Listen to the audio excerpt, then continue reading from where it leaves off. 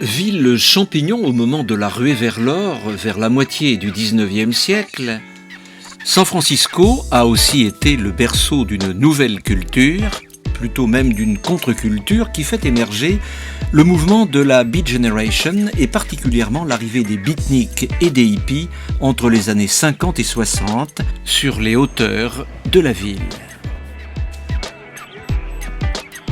Ces derniers s'installent dans le quartier de Haight-Ashbury. Mais pourquoi s'installe-t-il spécialement dans ce quartier de Haight-Ashbury ? Parce qu'il y a eu une possibilité. Beaucoup d'intellectuels de la Beat Generation se sont retrouvés ici et c'est leur philosophie qui a ensuite donné lieu au mouvement hippie. C'est plus Jacques Kerouac et ses deux compères finalement qui ont impulsé le mouvement plutôt que les hippies, je crois. Tout à fait, oui. Ce sont des gens qui réfléchissaient, eux, à une philosophie et une façon de vivre plutôt que les gens qui ont suivi. Les hippies n'avaient pas vraiment de conscience politique. Le quartier de Haight-Ashbury que nous découvrons sur ces images a été le théâtre de la période hippie des années 60, en faisant suite à la vague beatnik des années 50, avant le fameux Summer of Love de 1967.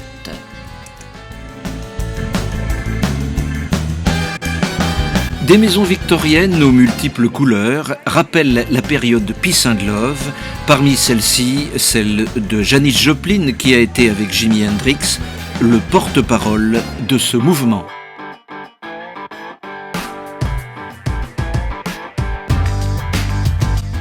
Ce mouvement qui s'oppose aux institutions trop rigides, prône une vie meilleure et lance le courant Peace and Love, faites l'amour et pas la guerre, et pas celle du Vietnam d'ailleurs, le tout dans un contexte de drogue LSD et de musique psychédélique pour échapper à la réalité.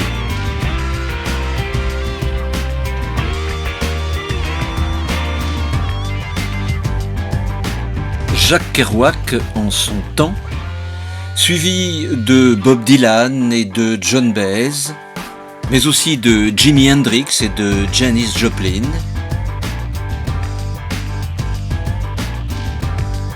Jim Morrison et les autres seront les disciples de cette philosophie dont les effets produiront mai 68 et le printemps de Prague. Le mouvement hippie n'a duré que quelques années. Il n'a duré que de 1965 à 1967. Et s'il reste encore quelques individus qui vivent encore selon cette philosophie, ils sont très peu. La plupart ont repris des vies tout à fait capitalistes.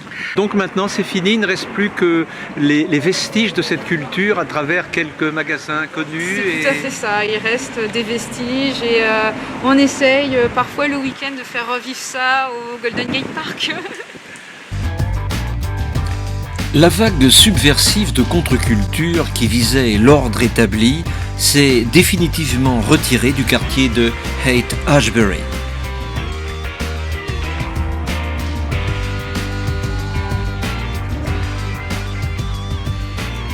Pourtant, à quelques encablures de San Francisco, les géants du web ont lancé dans un esprit communautaire, proche de celui des hippies, une utopie digitale qui réduit désormais la planète à la taille d'un vaste village global.